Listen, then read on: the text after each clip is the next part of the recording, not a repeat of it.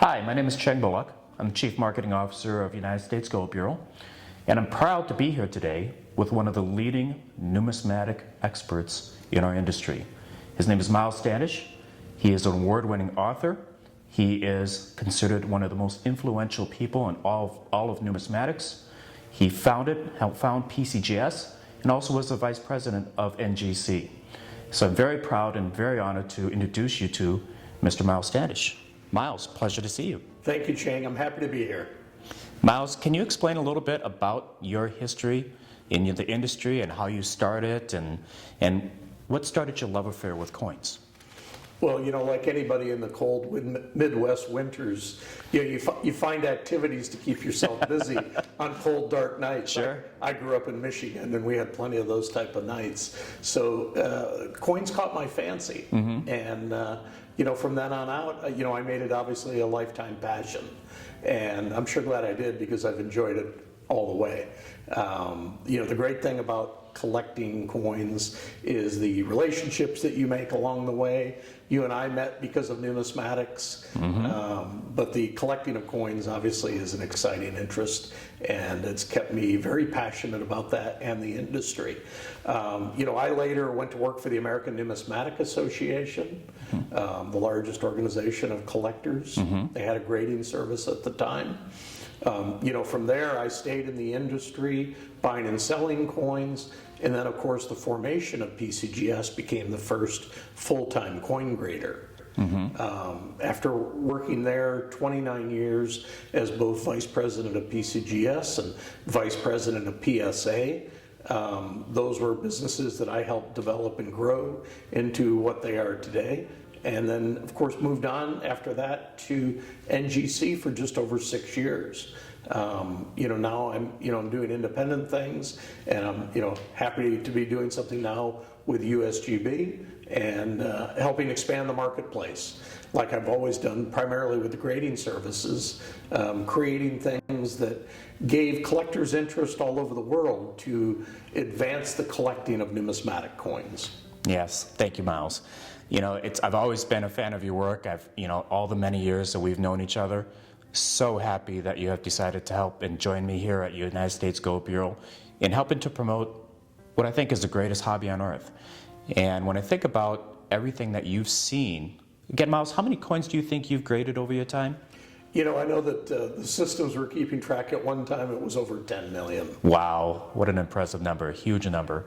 And I think about the fact that you're an award-winning author, best-selling author, and a couple books that you've written have been regards around silver dollars. So explain to me about the Silver Eagle book that you wrote and what started you down that path? Well, I like history, of course, with the American Silver Eagle. That was a coin that was, the bill was signed by Ronald Reagan in 1985. Then to kick off the series of American Silver Eagles in 1986. By the early 90s, it really had some feet. It had really gained a lot of momentum and a lot of ground of interest amongst collectors. And it wasn't until the late 90s, the early millennium, where I said, I think I need to look at writing a book on this series, which was about 2010.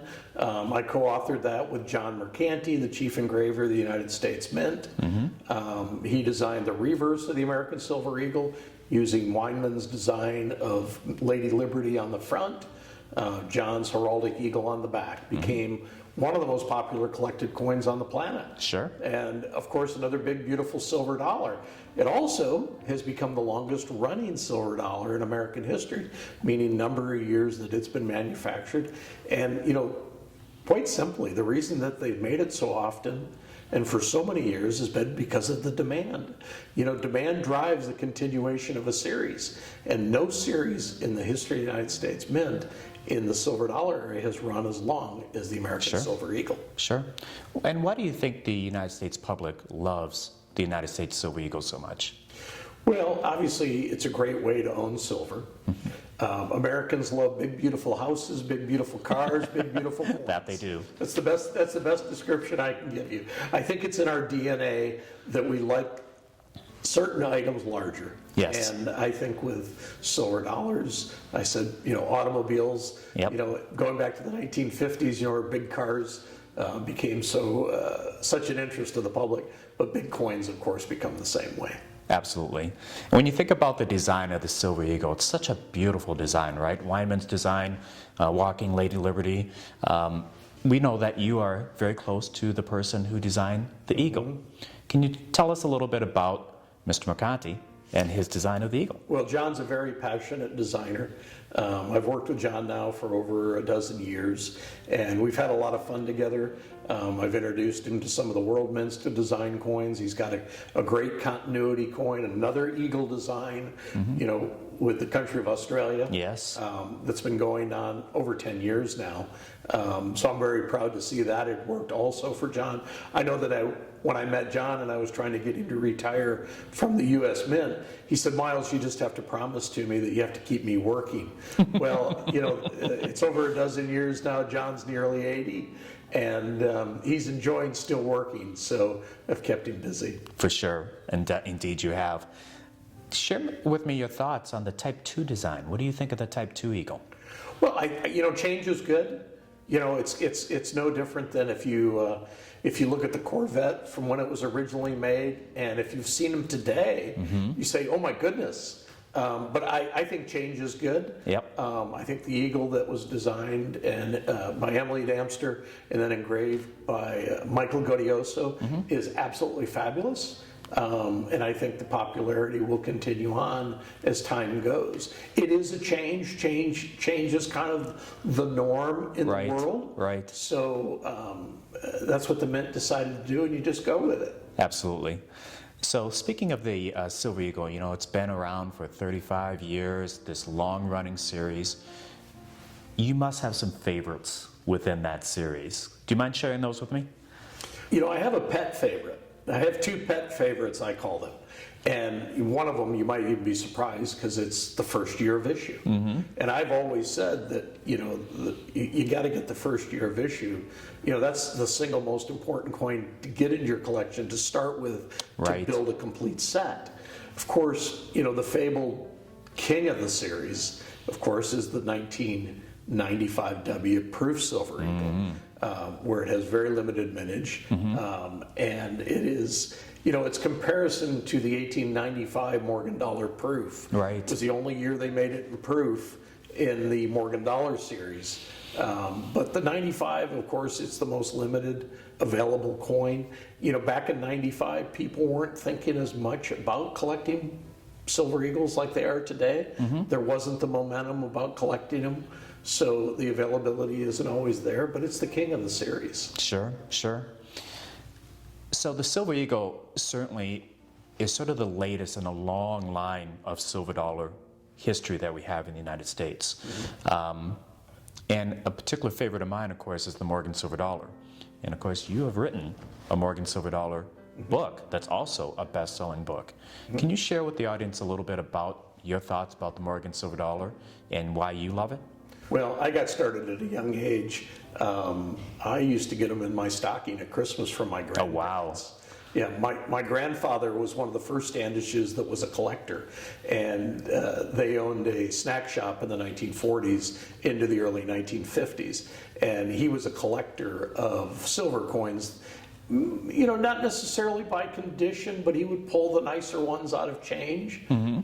He was just he had appreciation for the old designs like Stanley Liberty quarters and Morgan dollars. Didn't collect very many piece dollars, but just a few. But I remember at Christmas time getting a silver dollar from my grandfather. And at a pretty young age, you just never forget that. And that I think as we grow older in time, we want to connect to people that that we admired and liked and enjoyed the quality time with.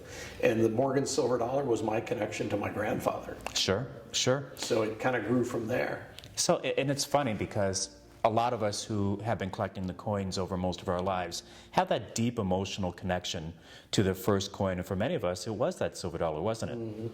Yes. So give us a little insight on your thoughts also on the follow-up silver dollar, which was the piece silver dollar. What do you think about that series? And give us some thoughts about that. Well, the Peace Silver Dollar, because its relief is different than the Morgan Dollar or the Silver Eagle even. It's a much lower relief, and the quality of coins just don't come nice. Morgan Dollars have a higher rarity scale with a lot of the dates in that series. Sure. Just because of design. It was a pretty tough time in this country, from 21 to 35. So you went through the Depression era. Yep. You went through the Roaring '20s, ended up in the Depression era. Of course, by 35, the Depression's still going on. Right. So the quality of the coins weren't saved, and they got spent. So a lot of them don't come nice. They offer excessive value because of their rarity and their lack of availability. Right. Right. And their design is beautiful. Okay, great. Yeah, I totally agree. Also, in your times, Miles, you've had the ability to work with some outstanding individuals. Certainly John Mercanti being one of them. But you also have worked with another outstanding individual in the name of Edmund Morey. Absolutely. So can you share some insight on how you got to be with Edmund Morey and your relationship with him? It's a real personal story how I first found Ed. Really? I've had the opportunity to have hired over 6 U.S. mint directors, former mint directors, more than any president ever got to put in place. It's fantastic. And it was a program I started a long time ago. But, I was chasing down Ed Moy to try to make a contact and relationship with him. I knew his term was coming up because he was going to be leaving the mint. And I was at a trade show in Milwaukee, and I'd called his assistant in D.C., and she said that, at the time his mother was ill, and that he would only be at the show a short period of time. And I was traveling with my wife at the time, and we were in the airport at the show, and I told my wife, I looked over, I says, that's the man I'm trying to be introduced to and speak with. And so I simply just walked over and introduced myself in a busy airport. And, at the time I didn't know it when I asked the question, but his mother had passed away. Oh. And, it was one of those moments where, but I was still supposed to meet him. Sure. And even though it was a hard moment for him, he was in a grieving, point in his life, a situation that he was dealing with. But we had a nice conversation, and it was very pleasant. And it was shortly thereafter that we started our relationship. It was meant to be. Yes, for sure. And speaking of his mother, his mother had a deep connection with coins. Yes, I think I believe the way the story goes, when they left communist China, they brought U.S. gold coins with them, if I remember right. I believe Edmund Morey had mentioned to me his mother actually had a bracelet. Yeah, it was in a bracelet of U.S. coins. $5 liberties, I believe. Yep, and they had to use at least one of them, if I remember correctly, in order to get over here. Yeah, which was an incredible story. Pure survival, where sound money assets like gold and silver numismatic coins help them. You think about our emotional connection with coins, but then you also think about his emotional connection with coins and how his tie to the U.S. was dependent upon vintage U.S. gold coins. Isn't that great? And then, of course, their son later ends up running the United States Mint. Unbelievable, right? Yeah, so, exactly. Again, and it goes along the lines of you having this connection with so many important people in the field of numismatics, but even outside of the field of numismatics, you've had some important connections to some pretty high-level individuals. Yeah, and it's because I've wanted to make the connection. Yeah. Like I told you, my goal is always to have a focus and a plan of what I wanted to do. And for me, I've met a boatload of different people in their fields that are either celebrity status or important status, former U.S. presidents, as an example. One of the greatest things, compliments I ever got was working with Gerald Ford. Right. And I told him that I wanted to work with former President Bush. And he actually made a phone call for me. Wow. And it was because of the relationship that we had on several meetings of working together, because he would sit around and just tell me stories. He'd say, you could ask me anything you want. I mean, here's the man that pardoned Nixon. Yes. Became president after being the vice president because Nixon resigned. Yep. But, we talked about the people that tried to kill him during his administration. He wanted to talk about anything to me. He was in his late 80s. Uh-huh. And he wasn't being loose-lipped. It was just like, you can ask me anything you want. And there's just fabulous stories that I gained with that. But, after kind of making those kind of personal ties to people like himself, he actually made the call to George H.W. Bush and said, if you have an opportunity, this guy, Miles Standish, you should work with him. Yeah. He's very good to work with. So, it's been because of relationships like that I've expanded, my reach to different people. Sure. And you were involved a little bit with this particular home run series of celebrities, weren't you? Yeah, that was 1998. And if you're a baseball fan, it's probably one of the greatest seasons ever to be a baseball fan.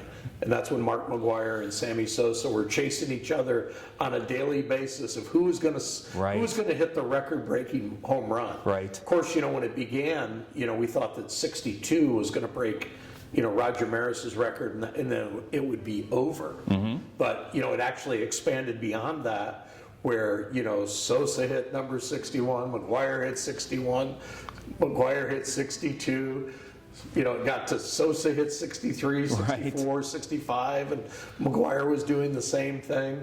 Sosa stopped at 66, and McGwire went to 70. Mm-hmm. And at that time, I put out a reward for PSA, which is a certification service for sports memorabilia and baseball cards, the world's largest. But I put out a reward of $10,000 to the fan who caught the record-breaking ball. We just didn't know where it was going to land, right? At what player and what number, right? But it began something where my travels were quite busy, thinking that last weekend or that last game would be the record-breaking ball. And finally, of course, we got the catcher, the fan, right? Who, while the ball bounced around in a luxury suite in the left field seats in Busch Stadium, a fan by the name of Philip Ozerski ended up with the ball. He got a $10,000 reward. Of course, later I certified the ball at the Cardinal Baseball Hall of Fame in St. Louis. And then later, the ball sold at Madison Square Garden for $3.2 million. So It's kind of a fairy tale for a baseball fan. For myself, a big baseball fan, it wasn't work. It was all fun. Total joy. You got to watch a lot of baseball. That's great. Got a lot of baseball and a lot of record breakers. You helped start PCGS. You're vice president at NGC. You must have seen so many incredible coins during your time there. Can you share with us a story or two about some incredible moments that you've had with coins? I felt like a curator of all the great world collections because, ultimately, for 36 years, all the world's great coins came through my hands. And, to me, that's a great honor. A lot of people get to hold a great coin in a holder. I got to hold them all raw. Right. And, that could be from great collections of silver dollars to great shipwreck coins. Of course, one of the most, to me, I think it's kind of a neat story that most people won't know that has gone on. On occasion, some people have not wanted to ship ultra expensive coins. Sure. And back in 1998, the Child's collection was coming for sale at public auction. And one of the fabled coins in that series of coins was an $1804. And of course, it's coin number one on the top 100 list. It's the most fantastic of $1804. It's the highest condition of all of them. And there's less than 15 coins known. I had to cross country from California.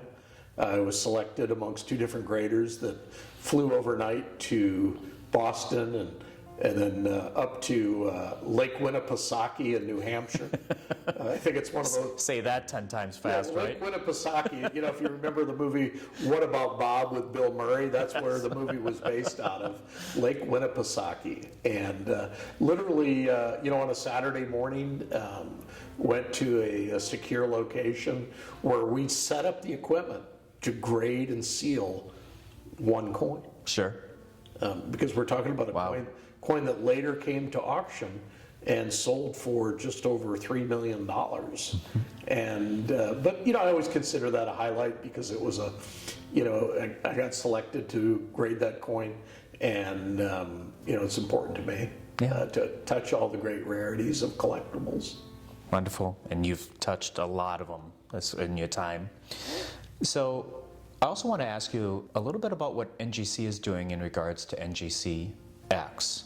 You're no stranger to starting things new in the numismatic industry, so can you share with our audience sort of some of those things that you started new, that you set the industry standard for, and how that might relate to what NGC is doing with NGC X? Well, the crossover interest for me is the 1 to 10 grading scale. When I was vice president of PSA, we didn't have the numbers. We just had, we had mint, near mint to mint, right? Those type of adjectives.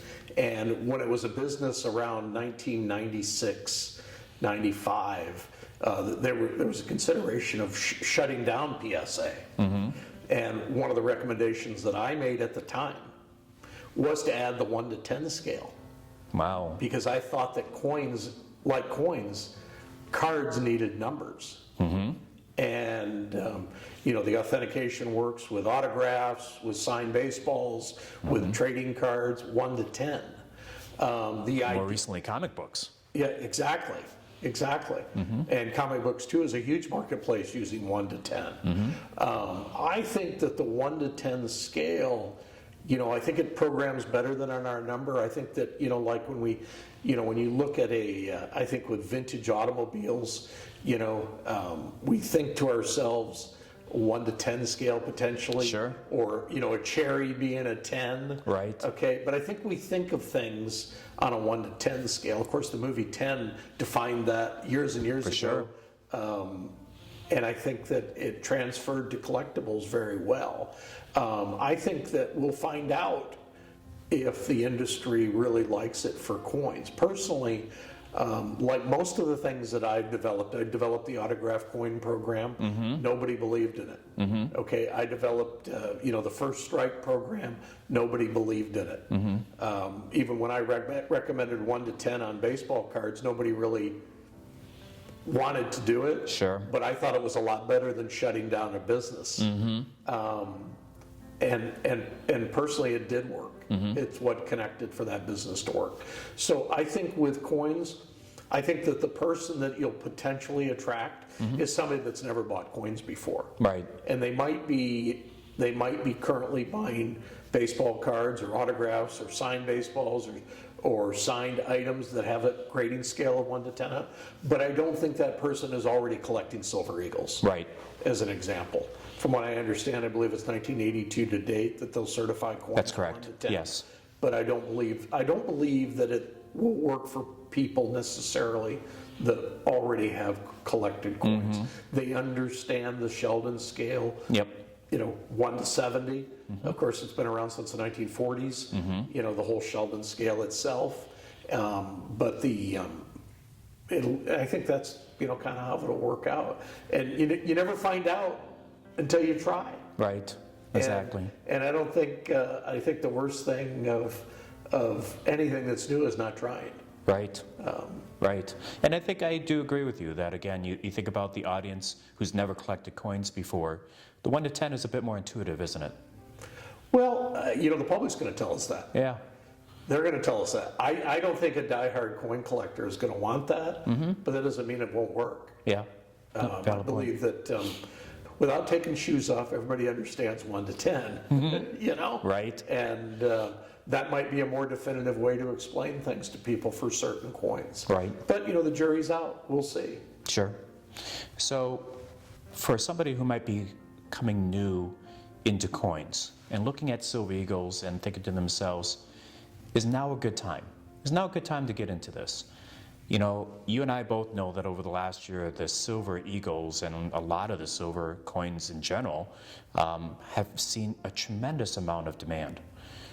What's your thoughts on that, and do you see that going forward, given everything and all the market circumstances behind silver right now? Yeah, well, two things. There is a global thirst to own silver. There is a global thirst to own modern silver and gold coins. The Silver Eagle, because of its popularity, I don't see that waning whatsoever. We have sub $25 silver right now, Right. right around there at this time of taping. I think that the opportunity to buy silver and acquire silver is a great play. I look at numismatics as my offensive purchase, and I look at gold and silver as kind of my defensive. And that idea of being defensive is kind of changed over time a little bit. Sure. It's for preventative measures of any changes economically or globally, or the financial institution of America. Sure. Which, obviously is pretty openly talked about. And I think that, that's why everybody, should really have some gold and silver, in their portfolio. Sure. I always have and always will. Sure. No, I totally agree with you. We've known each other for a great many years. And I just recently joined the United States Gold Bureau for so many different reasons. But can you share with us why you were excited to join USGB, United States Gold Bureau, in regards to partnering with us? Well, I've known the founders of USGB for, I believe, 15 years. I believe it goes back to probably 2006, 2007. And so I knew the board of directors and the ownership of the company. I've had a long time relationship with them, working with them either through contacts of either through the grading services. Sometimes my advice was sought on certain things, and the relationship's always been strong that way. Right. I wasn't shocked at all that you ended up coming to work at USGB whatsoever, and because some of my time has opened up, I am excited about the opportunity for myself. It seems to me like a good fit. Yes, I would agree. So, can you comment on your thoughts about United States Gold Bureau's connection to the Texas State Depository? Well, I think it's one of the great things that happened to Texas, in the last 10 years. And I remember when it was first announced, and I just thought it was, a fantastic institution to have in the state of Texas. Sure. I think there's a lot of Texans that store their gold outside the state, and I think Texans have enough pride that they want to secure right here in a great state of Texas, right here in I call it the mothership, for Texans to hold their gold and silver. And of course, the vault itself is amazing. I mean, from what I understand, the capacity is to hold gold alone is twice that of Fort Knox. Indeed. And Fort Knox is another subject for me, as I'm very interested in that.